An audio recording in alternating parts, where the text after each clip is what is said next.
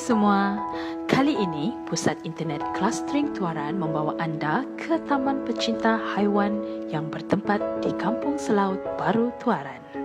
Istimewanya kerana ia diusahakan OKU, lumpuh dan lebih istimewa lagi, 4 daripada 5 pekerjanya juga bergelar OKU, iaitu ada yang lumpuh, menghidap polio, buta dan lemah pembelajaran. Tenaga penggerak taman itulah menjadikannya unik dan istimewa. Malah pengasas yang juga pengurusnya, Azman Saidin, 37 tahun, turut menjadikannya sebagai pusat komuniti OKU dan berhasrat menempatkan lebih ramai golongan itu di taman berkenaan. Nama saya Azman bin Saidin dan memang berasal daripada Tuaran lah. Sejarah penubuhan taman ni sebenarnya bermula daripada Oktober 2018. Dulu tempat ni dipanggil Rumah Taman Arnab dan sambutan tu memang menggalakkan, dan penubuhan ni di mana saya mendapat ilham, di mana saya tidak mendapat sebarang bantuan dialisis untuk mak saya dan perlukan cuci buah pinggang. Satu kali cuci RM320. So dalam satu minggu sudah 900 lebih. Saya jadi tidak mampu. Jadi di situ saya cuba berfikir di luar kotak penalti saya lah.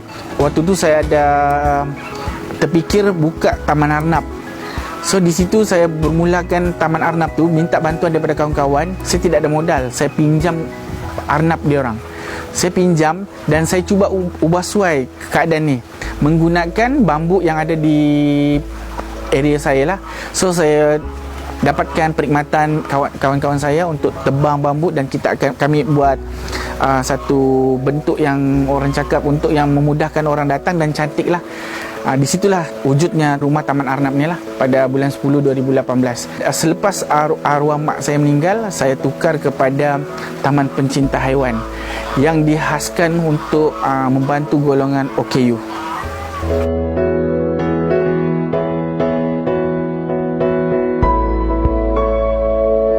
Perkhidmatan yang kami di sini, kami ada beberapa monyet yang sudah kami latih untuk berkomunikasi dengan masyarakat yang datang lah.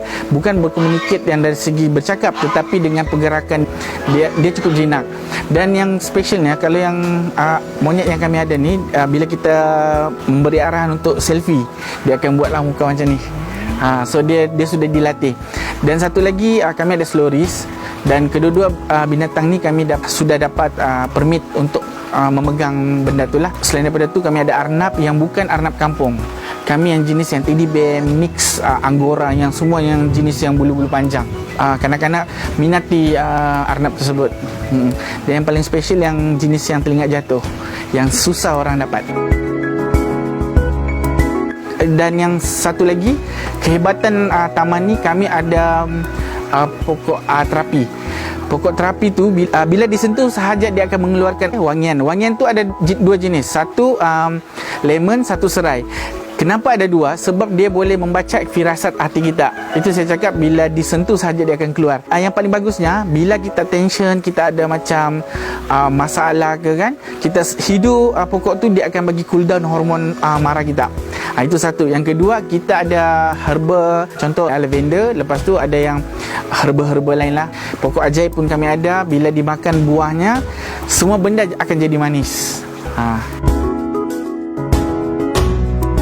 Dan selain daripada tu, kami ada perkhidmatan kalau macam ada event ataupun hari jadi, kami ada tim AS Kostuminya, yang di mana kami memiliki Mickey Mouse, Spiderman, Pikachu, Hello Kitty dengan Deadpool.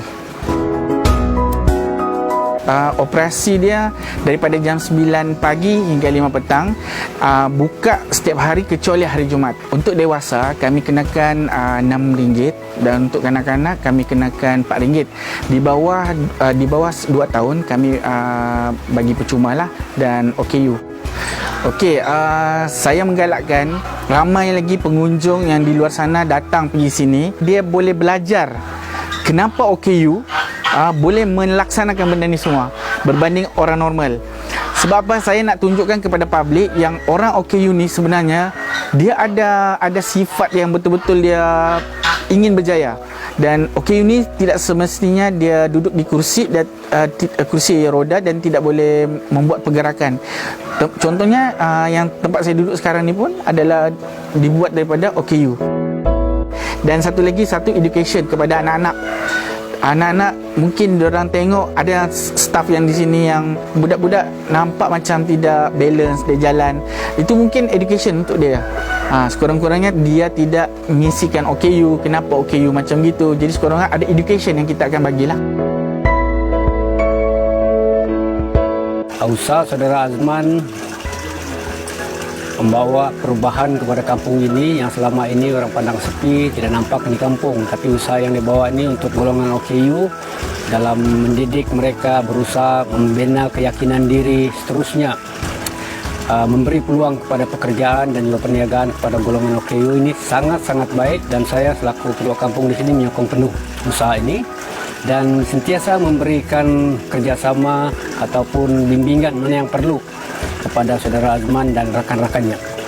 Dalam masa yang sama, saya juga ada membuat berbagai perancangan untuk taman ini dan juga Saudara Azman sentiasa memberikan satu idea baru macam mana kita mau meningkatkan taman ini dan juga persekitaran kampung ini untuk kita jadikan dia sebuah kampung yang menjadi contoh kepada kampung-kampung lain di daerah Tuaran ini.